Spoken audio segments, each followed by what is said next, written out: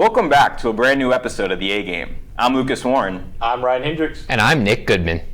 March Madness will begin in the coming weeks, and there's so much exciting basketball ahead. What do you expect to see from this tournament, and who do you expect to come out on top? Yeah, just looking at the NCAA tournament, I just feel like UConn, at least right now, they're just playing at a whole nother level compared to everybody else in the entire NCAA. They haven't lost a game since December 20th. In terms of teams that could sneak in, I could see a Wake Forest sneaking in if they have a chance later in the year to get some quality wins as the year will wind down. And I could see it not working out, but I definitely feel like this Wake team is going to get enough wins to get into the tournament. And then BYU, if we're talking about another team, that's the definition of a boom or bust team. They rely so much on the three-point shot. They shoot more threes than twos. It's going to be a team where they're either going to go to the Elite Eight and no one's going to expect it, or they're going to get eliminated in the first round. Yeah, I totally agree. UConn has shown they're the best team in the country as of right now, and it's not even really close, but you look at the committee's top 16 rankings they published, I believe, a week ago, and they put Purdue number one, and it didn't age very well. Purdue ended up losing to Ohio State on the road this week, and UConn went and beat Marquette very handedly at home. So I think it's clear UConn has established themselves as the favorite after winning last year. They just have so many options. They can win so many different ways compared to a team like Purdue that is so limited in how they can win these games. It's really, if Zach Edey isn't dominating and their guards aren't hitting shots, they kind of lose what they are and they don't really know how to win a tough game. But looking at some teams that could, are ranked high right now that could end up getting upset, I look at a team like Wisconsin. They're a 4 seed right now according to the committee, but they've lost 4 of their last 5 games. Their best wins came earlier in the year. They have some really bad losses. They have not looked good recently. And a team I may be looking at in that same conference that could surprise some people come playoff time or tournament time is Northwestern. They're a team that's come on strong a little bit recently. They're actually tied in the standings with Wisconsin, but you look at a guy like Bo Buie, a number 1 scorer, a guy who can just completely take over in a tournament setting. That's a team I'm really looking out for come tournament time. Yeah, to top one with you guys, I think UConn clear and away the best team up there, especially in the 1 seed round. Come look at the rest of the 1 seeds, Purdue, Houston, and Arizona, and I like none of them. And I especially don't like Houston. You're not going to go out here and shoot 3 for 20 from three-point land out here every game, putting up rock fights game in, game out, and expect to win in March Madness. It's not going to happen. In Purdue, you just know they're going to get upset first week, and it happens every single time. Purdue will get upset. Put all your money on it. But the thing I love about March Madness, I've got to talk about the mid-majors. And the mid-major I'm looking at right now that's not us here at App State, I'm looking at Grand Canyon. The Lopes at 24-2 right now in the Western Athletic Conference. They are very solid. They score about 80 points a game. And their head coach, Scott Drew, brother of head coach of Baylor, Bryce Drew. But guys, let's go ahead and move on from college. Let's go over to the NBA because the NBA All-Star Game has been under fire from the media this week, with many claiming there needs to be a change. Many are complaining about the lack of effort from players in the game and contest. What do you think about this, and what needs to be done to change it? Look, the NBA All-Star Game has never been that fun for me personally, and I don't really think there's much to change. I think you look at the Pro Bowl for the NFL, and it's very similar. It's something you have to do, but it's just not going to get the same level of intensity from these players because it doesn't mean as much. I thought they had a great game a couple years ago with the Elam ending. You had a great finish a couple years ago with Anthony Davis making some clutch free throws, and I loved the, backyard style, picking your players instead of just conferences. I thought that made it a little bit more fun for the players, but I mean, there's not much you can do with the format. And when you look at something like the dunk contest, it's just lost all its allure. I'm of the opinion, get rid of the style dunks. Let's just see who can dunk on the highest rim. Just go 1 foot higher every time. Let's see Mac McClung dunk on a 14-foot rim. Yeah, I know the All-Star game itself in general, especially since we've been watching, hasn't been great, but I still feel like there's something that you can do to improve it. I mean, the game last Saturday was awful. Like, there are games you can find at the SRC just playing pickup that were more intense than that game was. And we need to I feel like if we could just get an incentive to get them to try harder, that would help so much to make that game more competitive. We're not asking them to bring 100% effort into an all-star game that doesn't count for a single game and could potentially risk injury. We're just asking for them to treat it like a pickup game and just have it to be the best pickup game in the entire world. And I feel like we could have a money incentive if we keep East versus West. We could have the winner of that game, that conference could host the NBA finals or get home court advantage for the finals. We can see what we can do for that. For the dunk contest, I almost think at this point we should just get professional dunkers. So we should get people who go out of their way to get the most creative dunks possible and just have them do the dunk contest instead of NBA players that aren't going to work on creative dunks that are worth the exact same amount of points in a game as a regular two-handed dunk. That's the biggest problem, though. I also feel like you could probably put the three-point contest at the end of the whole All-Star Saturday because that's probably the leading event at this point. But there's some stuff that I feel like the NBA should do to make All-Star Weekend better. Yeah, I'm with you, Lucas, on this one, because I think we need to go back to the elimination ending, because I feel like these teams are never going to try that hard. I'm always going to defend the dunk contest, though. Even though it's been bad the past few years, I think it's still exciting. I still love watching it. But one thing I do want to see in the All-Star Weekend, show me a 1v1 tournament. That'd be awesome. I definitely do feel like a 1v1 tournament would be a cool idea, and I'd like to see them implement that as well. Going to college basketball, Iowa basketball player Caitlin Clark cemented herself in the record books this past week by becoming the all-time leading scorer in NCAA women's basketball history. What does this mean for Clark and women's sports as a whole? Yeah, I think this is very good for women's sports as a whole, because I think you just look at the aura she's bringing to this Iowa basketball team. And of course you got the haters like Jay Williams out there saying she's not great because she hasn't won a title, but that doesn't matter. People are tuning in to see her play. She doesn't care what shot she puts up. She put up a shot from the logo to break the record. And you just look at what Iowa's doing. People are lined up 3-4 hours before the game to get in to see Caitlin Clark. Caitlin Clark has the most aura of anybody in all of college basketball right now, because I don't think anybody in the men's college ranks can compare to her. Yeah, I just don't understand the discourse on Caitlin Clark right now. I mean, you could say that it's because she's a female athlete, but we tend to do this. We just stare greatness in the face and just ignore it. She is the greatest player in women's basketball. That's not a question to me. And Jay Williams coming on air after she breaks the scoring record and saying that she's not a great player because she hasn't won a championship. Let's make something clear. Caitlin Clark could have gone to UConn. She could have gone to South Carolina. She could have gone to a school and won probably multiple championships, but she stayed home. She went to Iowa and brought them to a national championship, a place that doesn't do that normally. She is the best player, and just look at the things she's done for that community. I mean, the outdoor game they had earlier in the year in the Iowa basketball stadium, the highest attendance for a women's game ever. It's just ridiculous to say that she's not the greatest of the sport. And even if she isn't, you have someone you think is greater. Why try to bash her? The impact she has is so huge, and for any girl watching, seeing someone doing that, it makes you think, like, I could do that. I could be that person. So just in a moment like that, when she breaks the scoring title, to make it negative, I just will never understand that. I agree 100% with everything with what Lucas said. Just to start out with what Caitlin Clark has done, though, I mean, she's, again, a fantastic college basketball player, the best women's college basketball player ever. I mean, she can shoot. She's the leading scorer in all of women's college basketball, obviously, but she also is the best college basketball player in terms of getting her own teammates involved. She leads all of women's college basketball in assists too. People don't talk about that as much. And I have a lot more respect for her for staying at Iowa and getting Iowa to win a lot more than if she just chose to go to UConn, where UConn, it used to be everyone expected them to win the national championship every year. She would be around top talent, guaranteed. But to stay at home and make Iowa a contender, that means a lot more to women's basketball as a whole than it would have ever meant to win championships for the UConn Huskies. And it's important to give the women's basketball visibility just to have another team compete. And also, I'd like to see her in a three-point contest similar to the one that Steph and Sabrina had at All-Star Weekend. Yeah, she'd shoot lights out. I would have little doubt that she would break the 26 points, I believe, that Sabrina got. But stay where you are. When we get back, we'll hear from Holland, Kenzie, and JD. Sports and pop culture have really began to merge recently. With NBA All-Star Weekend wrapping up, what has been your favorite pop culture and sports moment recently? Personally, for me, my favorite has definitely got to be Taylor Swift. I'm rooting for all the Swifties out here. I think she has helped so many people, daughters watching the games with their dads, and then also creating more fans for the Chiefs.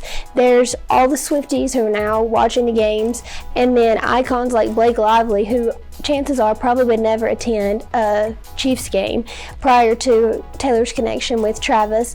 And then also we're getting so much more revenue in apparel. We're bringing insight to the fact that women's NFL apparel is really not the cutest and what many people want. So we've got so many people creating more apparel that she's wearing that's then gaining revenue for the different designers. And then we also have more views for the NFL. I think as a whole, Taylor's just really picked up the NFL for views and especially the Chiefs. Yeah, and I agree. That's probably the biggest thing that has happened in the past decade or so in sports, pop culture, history or whatever. But it's really bringing the fans in, like you said. It's getting the revenues up. This has been the biggest season for the NFL so far in a long time. One thing that is another really big pop culture phenomenon is music. Music's always been with sports, whether it's walk-up songs in baseball, singing the national anthem. You always have somebody big at Super Bowl, or even like Super Bowl halftimes. There's always that combination, and players love to pick up styles from musicians and vice versa. Musicians love picking up styles and slang and whatever you want to say for them as well. Yeah, man, absolutely. It's convenient that the NBA All-Star Weekend just happened recently. More specifically to the topic, pop culture and sports. The Celebrity All-Star Game is always a big part of All-Star Weekend, and it's always interesting to see some of the artists that you commonly hear drop athletes' names in their musics, no matter what genre it is, get to back their trash talk up and show their skills on the court or the field or whatever sport that they end up playing. Yeah, I agree. And we also saw Kai Cenat out there for a dunk contest. And the All-Star game, the All-Star Weekend was not very good this year, but there are always highlights and stuff you can post on social media or whatever it is. Man, they needed to pass Kai Cenat the ball. That dude was wide open. They did him dirty. Some of the more notable music artists who have played in the Celebrity All-Star Game, one of my favorites is Quavo, with his performance of 19 points, 7 on 10 shooting, and he had a well-rounded game with 5 rebounds and 3 assists. And Kevin Hart, 4-time All-Star Celebrity Weekend MVP. Some other artists like Snoop Dogg, J. Cole, Jack Harlow all have one appearance, so it's very fun to watch these guys play. Sure. Yeah. I think also too, where you're creating communities that you might not typically see by adding in artists with the athletes. So I think you're just creating more communities, which gives you more opportunities for more revenue as well. Stay put. When we return, Andrew, Grace, and Dylan will give us their picks for NCAA men's basketball games this weekend. College basketball is swiftly approaching March Madness, and we have some great games lined up this week in the top 25. Starting off with Houston versus Baylor. Who you got? I got Houston. I just think Houston's been so strong on defense, and I think a big thing for me was their big win against Iowa State University last night. That was a huge thing for me. I think that's going to help them go over Baylor, especially with a ranked win this late in the season. I also have Houston. They're ranked number 2 in the country right now. They just beat the number 6 ranked team in the country in Iowa State, and they're known for their stifling defense, have been for several years now. I have them closing down on Baylor's offense and getting the win. Absolutely. Houston has had a great defense, and they have attributed it to their success this season. Forward Jawan Roberts has 7 rebounds per game already. Jamal Shed has 2.3 steals per game, and forward Javier Francis also has added to that with 1.4 blocks per game. So their defense has really been solid, even in Big 12 conference play. Yes, it has. Next up on the slate, we have Vanderbilt versus Florida. Who comes out on top? Yeah, I'm going to go with Florida in this game. Florida is doing really well in the SEC this year. They average 84.8 points per game. That's ranked third in the SEC. They also are shooting 45.4% from the field per game this season. That's seventh, and 33.6% from three. That ranks eighth in the conference. Vanderbilt is near the bottom in all three categories, which doesn't make me confident that they'll come into this game ready to win. They're also 2-10 in the conference, which is also not making me confident, and they haven't won a game on the road this season. They're 0-7, which is really a big fear factor when you talk about winning games, and they even got blown out in their last game versus Tennessee, losing 88-53, so I'm going with the Gators on this one. Yeah, I think the Gators are also going to end up on top with this one. Vanderbilt, we've seen them do well in the SEC before, finishing fourth last season, but they're just at the bottom of the conference right now. Florida's doing so well near the top. They've got a really hot freshman duo going on. I got to go with the Gators on this. I have to agree with both of you. Florida is ranked number 24 in the country right now, and Vanderbilt in their last three games versus ranked SEC teams is a loss by 35, a loss by 15, and a loss by 32. If Florida doesn't win this game by 20, I will be shocked. Yeah, it will be an interesting game, though. Two North Carolina teams are facing off this weekend as well. Duke will be visiting Wake Forest on Saturday. Will Duke stay strong, or does Wake get the upset? Yeah, I think Wake will get the upset, actually, and this is my one upset pick for this slate of games. Their last matchup between these two teams was February 12th, and it was a close win by Duke, 77-69. Now, that game was in Cameron Indoor Stadium, and Duke has seen success at home. They're 13-2, which might have contributed to that win, but Wake has been undefeated at home this season in Wake Forest. They are 13-0 at Lawrence Joel, and I think that's going to contribute to their win this weekend, so give me Wake Forest. I'm going to have to disagree with you there, Andrew. I think Duke gets the win. They're ranked number 8, and I'm looking at Kyle Filipowski, who has 1.7 blocks per game. That's third in the ACC. I think that Duke's defense can get the job done against Wake Forest. Yeah, I also agree. I'm going to go with Duke, but I love the upset idea. I just think Duke's going to be able to come out on top, especially with that loss coming from Wake Forest just so recently. Duke's just on top right now, especially only losing one of their last 5 games. Number 13, Alabama, and number 17, Kentucky are also set to face off on Saturday. Who wins the battle between these two closely ranked opponents? So, as you said, Alabama is ranked number 13 and Kentucky number 17. Kentucky has the best three-point percentage and field goal percentage in the SEC. Both their offenses, Alabama and Kentucky's, both of their offenses are elite. However, their defenses are not so good. So because of that, and Kentucky's exceptional offense and shooting, give me Kentucky at home to defeat Alabama. I'm also going to have to disagree with that. I think Alabama's going to come out on top for this game. Kentucky has lost 3 of their last home games against this. Something is going wrong with the home court advantage within there. I think Alabama's going to find a way just to sort of sneak around it. They're kind of steaming through opponents right now. I think this will be a good win for them, especially since they've had some lower ranked teams recently that they've beaten. So this will be good. That'll get them ahead in the top 25 poll. Yeah, I think Alabama will get the win. Both of these teams have the same overall record, so this should be a really competitive game, especially with the close rankings. Alabama sits first place in the SEC with a 10-2 conference record, and Kentucky has struggled at home recently inside Rupp Arena. They're 11-4 at home this season, with 2 key losses recently to Florida and 5th-ranked Tennessee. And guard Mark Sears has been putting on the points for the Crimson Tide so far this season, averaging 20.6 points per game. So I see the Crimson Tide winning this one. We may disagree on that game, but it will be a good one, I can tell you that.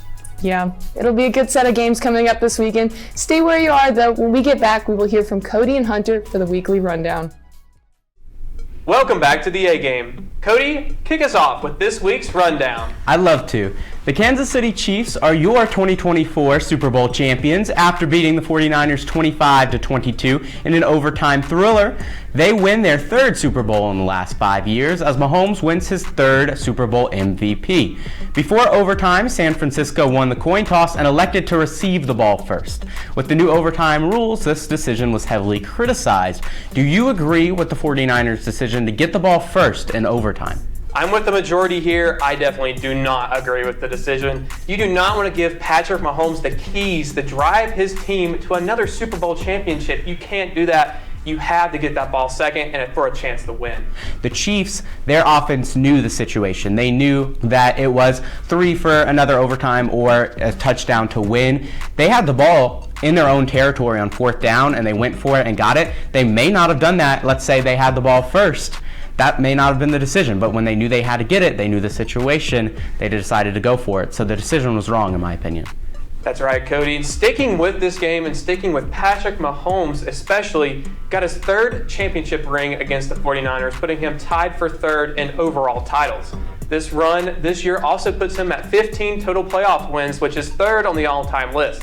The rumblings are starting, Cody. Many are saying Mahomes is the clear 2 behind Tom Brady, even in front of guys like Joe Montana. Where do you put him, though? I honestly put Mahomes at number 2. Just watching that game is another example of the needing to score, to send it to overtime, and then the overtime drive. Even when things went wrong, I had just such confidence that Mahomes was going to make this right play every single time. And that's something that gets you obviously into that GOAT discussion. I think he's number 2. Not on Brady yet, but I do think Mahomes is at that number 2 spot. Honestly, I could start seeing him start to nip at the ankles of Tom Brady just a little bit, but he's got to play for a lot longer before I can say he's the best. But he is definitely my clear number 2. Start your engines. The NASCAR season has begun with the Daytona 500 taking place on Monday night after being rained out on Sunday. After a few cautions, including one to close the race, William Byron, the Charlotte, North Carolina native, got the win. He's the first Hendrick driver to win the Daytona 500 since Dale Earnhardt Jr. in 2014. How do you feel about the beginning of the NASCAR season? Cody, I'm gassed up for this NASCAR season, especially since NASCAR is really leaning into innovating their product on the track. And I think what they've done the last couple of years has been great. Now, they do have to conquer their biggest foe of all time, and that's the weather. But I'm definitely excited for the season. I'm with you. Something that I love is how much they are listening to the fans. Fans didn't love the Bristol dirt race. That's gone. Fans did really like Wilkesboro, which is right down the road from us. Now that's going to host the All-Star race. I think they're making the right moves. Moving to basketball, especially App State basketball, with the win against Louisiana, App State basketball has clinched the 4 seed in the Sun Belt tournament, or at least the 4 seed in the Sun Belt tournament. With 4 games less in the season, App State is in the driver's seat for the 1 seed, though. How important is it for App State to finish strong and grab that high seed in the tournament? The big time importance was getting that top 4 seed, because the top 4 seeds all get a double bye, which is massive. You only have to win 3 games instead of potentially 5 games in a row to win that Sun Belt championship. That was a big one. As far as getting the 1 seed, we've actually seen App State fare better against the top teams in the Sun Belt rather than the bottom ones, funny enough. So it doesn't mean that they're, super locked in to go win the Sun Belt championship, but obviously you want those buys and the better position. Definitely want to be in the driver's seat in this situation, especially since an at-large bid, the March Madness, is pretty much out of the way. So you've got to win the tournament, and being one of those top 4 seeds puts you in a pretty good standing to do so. Keeping it with App State sports, the App State softball season is underway. The Mountaineers currently sit at 4-4 after the Elon Softball Classic and the Winthrop Eagle Classic. Kate Houston was just named the Sun Belt Conference Player of the Week after having a .667 average, 4 home runs, and 11 RBIs in her last 5 games. What are your expectations for App State softball this season? With a player like Kate Houston on your squad, anything can happen. The Sun Belt is really, really solid in softball, though. Go out there, be scrappy, play your brand of softball, and just see what happens. It's going to be a tough season because of how good the Sun Belt is in softball. Louisiana's right there edging on the top 25. South Alabama and Texas State aren't far behind them. So App State has some work to do, but they do have that scrappiness. They clearly have the resilience. I think that there's a good shot that they really do compete with a lot of these teams, but Sun Belt is tough in softball. Exactly right. Keeping it in college, but moving to football, the 12-team playoff is officially official in college football. The College Football Playoff Board of Managers voted to approve the 12-team format this Tuesday. They changed it just a little, though, only letting the top 5 conferences get an auto bid, while the remaining 7 are now at large. Cody, how excited are you about this change for college football? I'm very excited with it. It made sense that we changed it up a little bit with the Pac-12 pretty much dissolving going into next season. No Pac-12 championship to put in there. You still get the best group of 5 conference champion, which is fun. App State has a chance, but you don't need to. Exactly. I like having one group of 5 team in there. Really excited for App State with this because there's a chance out there. It's going to be hard, but there is a chance. There's a lot of good group of 5 schools out there. But I'm just happy that the 4-team playoff is gone. All the discourse that came from should a team have made it, should a team not have made it. Now it's just up to going out there and getting wins. So I'm excited for it. Let's keep it with college football and the NCAA football video game. It's back. Electronic Arts released the first trailer for the game last week, highlighting all the things we know and love from college football. The game is slated to release this summer. Hunter, are you going to be picking up the sticks when this game releases? Absolutely. This might be one of the few times over the last couple of years that I actually go out of my way to pick up a physical copy of a game. Very excited for this. I want to see how Electronic Arts does with the game. They've had a shoddy track record when it comes to sports games, but I think they've taken on the shins enough over the last couple of years. I think they're going to do college football fans right. I agree. A lot of people are very worried about how EA Sports is going to handle this. I think it's a layup. Most people just want Dynasty back and the updated college football teams. I think that they're going to nail it. I think it's going to be just fine. And I'm very, very excited, at least just to get college football back on video games. And especially with that Dynasty mode, it'll be back. It's going to be a ton of fun. Love it. Now moving to the NBA. Even though the NBA All-Star Game didn't reach expectations, the three-point shootout between Steph Curry and Sabrina Ionescu did. Steph Curry won with 29 points, but Ionescu finished with 26 points. The same amount that Damian Lillard had to win the three-point contest earlier that night. Cody, did you enjoy the three-point shootout? And is this something that you'd like to see more of in the future of the NBA All-Star Weekend? Absolutely. It was a ton of fun. Very fun watching it. Ionescu was able to hit 26, which, as you said, is the same as Damian Lillard, who won. I think overall, that's stuff that they need to continue doing. And I love that they're getting women's basketball involved. Caitlin Clark will be in the WNBA soon enough. She's someone that you do a team up, whether it's Ionescu and Clark on the same team, or you match them with both a player on an NBA team. I think it's a ton of fun, and the biggest news, and probably the only good news from the weekend for the NBA, is the most talked about thing was something new. So, continue to be innovative, and maybe you'll get people talking again. That's exactly right, Cody. I think innovation is imperative for the NBA All-Star Weekend because it's getting stale for a lot of fans out there. So something like this, which I believe led the ratings for the entire All-Star Weekend, is huge. Now let's bring it inside the ballparks. MLB spring training has begun, with our first spring training game being between the Dodgers and Padres yesterday. There have been big changes throughout the MLB offseason, including, of course, Ohtani to the Dodgers, and more recently, Corbin Burnes to the Orioles. Hunter, who is your way too early favorite in the MLB? Way too early is true, Cody, but I'm going to stick with the Atlanta Braves. I think this team is poised for a championship run. They're just going to have to get used to the new playoff format. I think this team has been battered these last couple of years with these early losses to like the Phillies the last 2 years. And the Braves haven't lost a lot of people. They really didn't get greatly better this offseason, but they added just enough pieces to get a little better. So give me the Braves. I'm going to go with the Houston Astros. They made it to the ALCS last season. I'm going to go with the Astros as an organization that's usually around there the last few years. I think they'll be back. Sticking with baseball, but this time looking at college baseball started all across the country this past weekend. A whopping 8 schools out of the Carolinas sit atop the top 25 teams in the country, with Wake Forest sitting at the 1 spot. Out of all of those teams, Cody, which one sticks out to you the most to make some noise this season? I'm going with Duke this year. They had a great opening weekend. They beat a very good Indiana team, and then they had 11 home runs in a 23-5 victory over George Mason the very, very next day. Duke is a very good team, and they're going to have a very good season. Cody, I also picked Duke for this just because I watched the game Sunday against Coastal Carolina, and they wowed me. They got power up and down that lineup, and they also got something they call the arm barn back in the bullpen that they can go to at any point they're in a jam. That's exactly what happened against Coastal. They won a regional last year at Coastal Carolina, actually, so I think they're poised to do something very similar this year, maybe even make a deeper run. I agree very much. Thank you for joining us for this week's episode of The A Game. Make sure to follow us on Instagram at @TV, then Insta.